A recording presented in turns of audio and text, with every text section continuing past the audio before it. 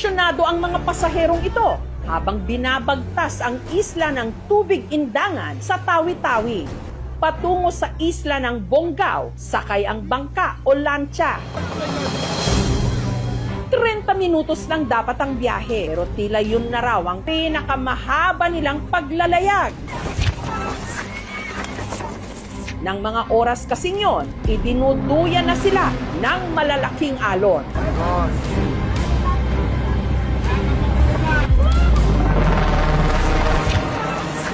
Traumatic talaga. Naisip ko 50-50 na talaga kaming mabuhay pa.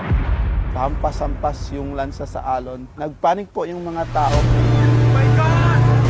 Hanggang nagpanik at nag-iyakan ng mga sakay. Nung ang kanilang lancha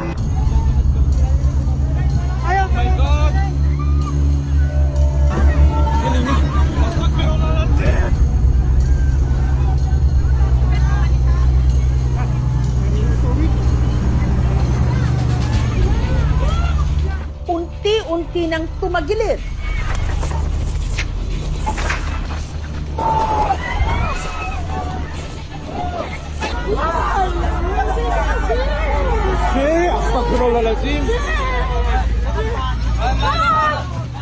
Pinasukan na kasi ng tubig, kaya ang ilang mga pasahero naglundagan na sa dagat.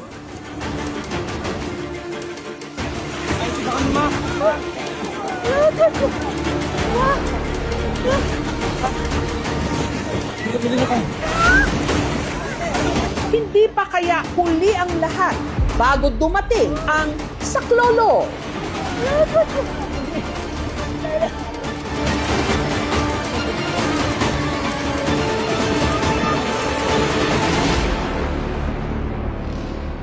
Kwento ng pasaherong si Dutch, pasado alas 7 ng umaga nitong Lunes, nang tumulak ang lancha mula sa isla ng Manok Mangkaw. Pagsakay ko po ng lansya, medyo okay naman po yung weather sa amin. Kasama rin ni Dutch ang kanyang ama na si Muhammad Jamjam. Kakaunti lang daw nung unang pasahero hanggang ang kanilang sasakyang pandagat tumigil sa port ng Tubig Indangan para sa inspeksyon ng Coast Guard. Nadagdagan kami ng pasahero na sa 20 to 30. Nakita po kami ng Coast Guard kung gaano kami karami sa lansya. Chinek naman po ng Coast Guard, tapos pinapayagan po kami na bumibiyahe sa Bonggao. Habang binabaybay ang ruta patungong Bonggao, biglang nag-iba ang timpla ng panahon. Nagsimula na silang ragasain ng mga alon.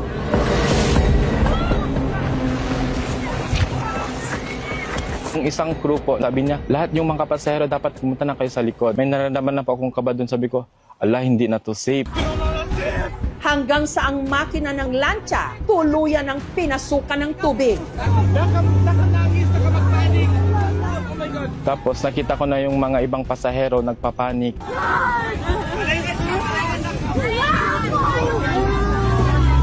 Yung isang crew, sabi niya, yung life vest nasa baba daw. Gusto ko kunin yung safety ring sa likod, pero may mga tao na nagunahan. Sobra po, ma'am, nakakatakot. Isip mo na lang yung buhay mo tsaka buhay ng tatay mo. Sina Dutch sinubukang umakyat sa taas ng lancha. Noong mga oras na yon, ang tatay ni Dutch na si Muhammad Jamjam, inaatake na pala ng asthma. Dahil patuloy nang nilalamon ng tubig ang bangka. Sina Dutch napilitang tumalon sa dagat.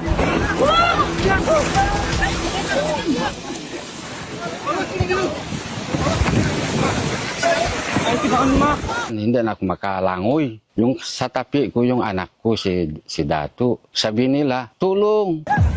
Sa awa ng Diyos, may nakapitan ng kanyang ama na sako ng parcel.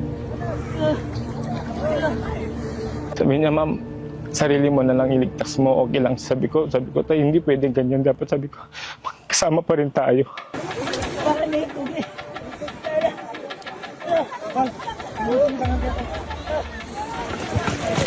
Mabuti na lang at ang isang pasaherong sakay din ng lancha nagawa na palang makatawag sa kaanak nito para manghingi ng rescue. Tinawagan ko po yung WASAR team namin para ma-inform sila at ma-alert.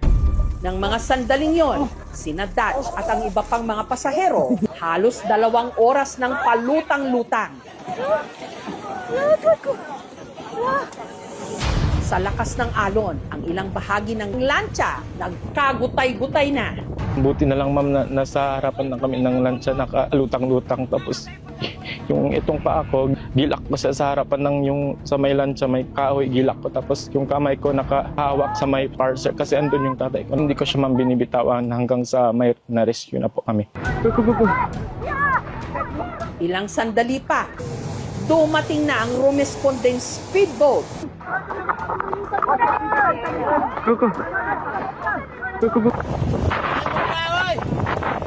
At isa-isa nang naiahon ang mga pasahero.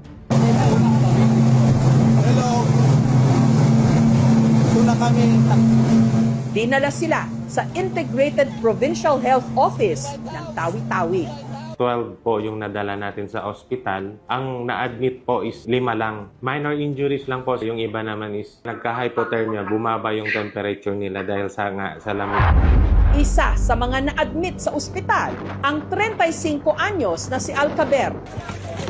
Parang na-shock po ako doon that time.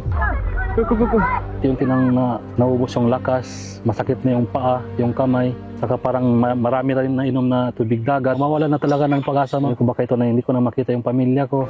Ayon sa inisyal na investigasyon ng Provincial Disaster Risk Reduction Management Office, bukod sa lakas ng alon, overloaded din ang bangka. 53 lang ang seating capacity nito. Pero ang mga sakay, kasama na ang mga tripulante, umabot ng 94 o halos 100 na. That time lang sir, dahil sa storm na Ada. Yun po yung naging isang mga dahilan kung bakit lumaki yung alon at yung current din ng dagat sir, malakas.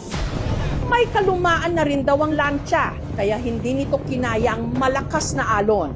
Kahit sinabihan na sila ng Coast Guard, dumiretso pa rin sila.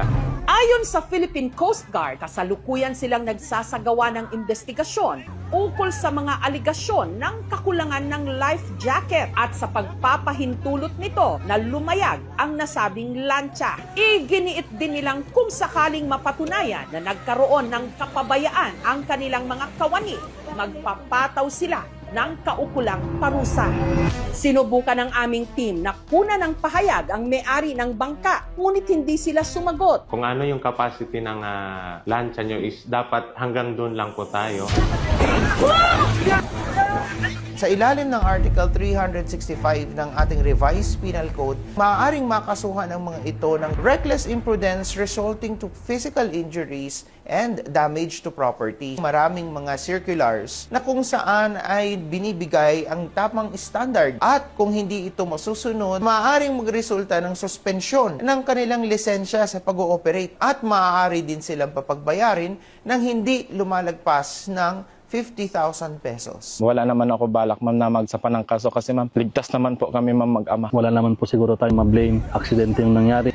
Immediately, dapat tayong maging kalmado. Hanggat maaari po, wag po sana tayong lalayo kung nasaan ang bangka. Dahil itong bangka na to is already a safe place kung saan tayo po ay po pwedeng makahawak. Ang pinakamaganda dito ay magreserba tayo ng hangin. Nagpapasalamat po ako kay Allah dahil giligtas niya kami. Ang trahedya sa karagatan, hindi maituturing na aksidente kapag may malinaw na paglabag sa patakaran.